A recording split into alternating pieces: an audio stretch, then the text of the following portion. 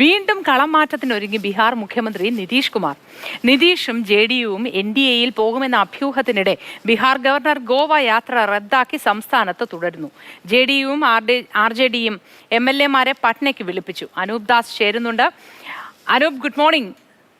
നിതീഷ് കുമാർ പണി പറ്റിക്കോ? ഒരു രാഷ്ട്രീയമായ മാറ്റത്തിന് കളമൊരുങ്ങുകയാണോ?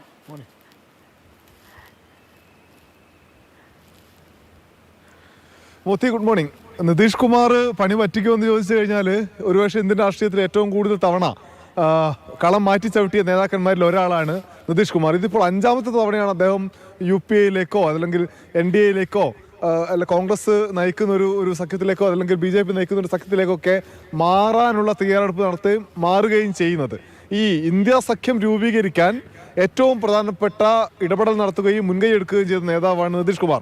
എന്നാൽ അദ്ദേഹത്തെ പ്രധാനമന്ത്രി സ്ഥാനാർത്ഥിയാക്കി ഉയർത്തി കാണിക്കണം എന്ന ആവശ്യം പൊതുവെ അംഗീകരിക്കപ്പെട്ടില്ല. ഇതോടെയാണ് വീണ്ടും NDAയിലേക്ക് പോകാനുള്ള കരുക്കൾ നിതീഷ് കുമാർ നീക്കുന്നത് എന്നാണ് നമുക്ക് ലഭിക്കുന്ന വിവരം. ഇന്നലെ BJPയുടെ ബീഹാറിലെ പ്രധാനപ്പെട്ട നേതാക്കളെ സംസ്ഥാന അധ്യക്ഷൻ സുശീൽ കുമാർ മോദി ഉൾപ്പെടെയുള്ളവരെ ഡൽഹിയിലേക്ക് വിളിപ്പിച്ച് ദേശീയ നേതൃത്വം സംസാരിച്ചിരുന്നു.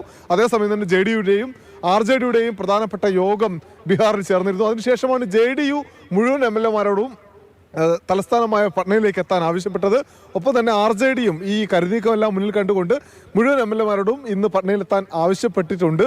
ഒപ്പം തന്നെ ഈ ഗവർണർ ഈ പുതിയ സംഭവ വികാസങ്ങളൊക്കെ ഉരുത്തിരിയുന്ന പശ്ചാത്തലത്തിൽ ഗവർണർ പട്നയിൽ തന്നെ തുടരുകയാണ്. അദ്ദേഹത്തിന് നേരത്തെ നിശ്ചയിച്ചൊരു ഗോവ യാത്ര ഉണ്ടായിരുന്നു, അത് റദ്ദ് ചെയ്തിട്ടുണ്ട്. എന്തായാലും നമുക്കിപ്പോൾ ലഭിക്കുന്ന വിവരം, ഫെബ്രുവരി 4-ാം തീയതി പ്രധാനമന്ത്രി നരേന്ദ്രമോദി ബീഹാറിലൊരു തിരഞ്ഞെടുപ്പ് റാലിയിൽ സംസാരിക്കുന്നുണ്ട്.